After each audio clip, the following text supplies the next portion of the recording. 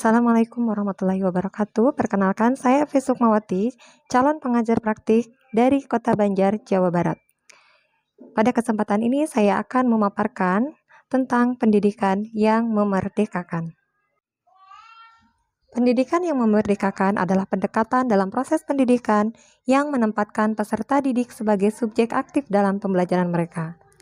Pendekatan ini bertujuan untuk memberdayakan peserta didik agar dapat mengambil peran aktif dalam mengelola dan mengarahkan pembelajaran mereka sendiri, sehingga mereka dapat mencapai pemahaman yang lebih dalam dan lebih berarti.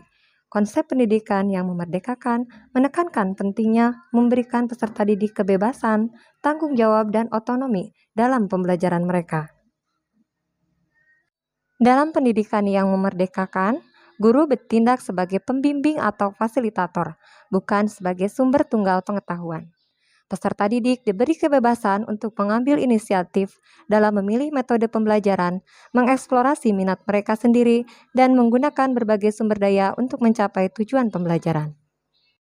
Lalu, apa tujuan dari pembelajaran yang memerdekakan? Tujuannya adalah untuk menciptakan lingkungan pembelajaran yang merangsang, inklusif, dan berpusat pada peserta didik, di mana peserta didik merasa didengar, dihargai, dan didorong untuk berkembang secara pribadi dan akademis. Ini melibatkan perubahan dalam budaya dan praktik pendidikan yang mendorong kolaborasi, refleksi, dan pemberdayaan peserta didik sebagai pembelajar aktif dan mandiri.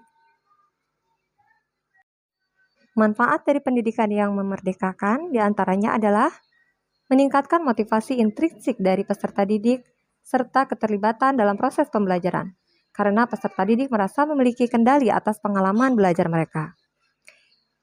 Yang kedua, mendorong peserta didik untuk mampu mengambil peran aktif dalam memecahkan masalah, berpikir kritis, dan berpikir kreatif.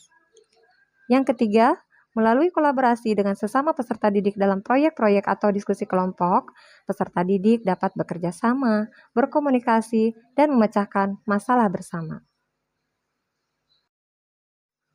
Lalu, bagaimana cara pelaksanaannya? Yang pertama adalah dengan pelatihan guru. Berikan pelatihan kepada guru tentang konsep, strategi, dan teknik pembelajaran yang memerdekakan.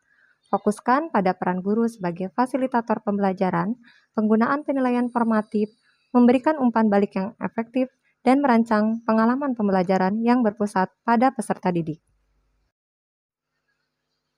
Langkah yang kedua adalah pembangunan lingkungan pembelajaran yang mendukung. Ciptakan lingkungan fisik dan sosial di sekolah yang mendukung pendidikan yang memerdekakan. Ini dapat mencakup ruang kelas yang fleksibel dan terbuka, ruang kolaboratif, sumber daya pembelajaran yang beragam, dan budaya sekolah yang inklusif dan mendukung. Dan yang terakhir adalah kemitraan dengan orang tua dan masyarakat. Libatkan orang tua dan masyarakat dalam mendukung pendidikan yang memerdekakan dengan menyediakan dukungan, sumber daya, dan kesempatan untuk berpartisipasi dalam pengalaman pembelajaran di luar kelas.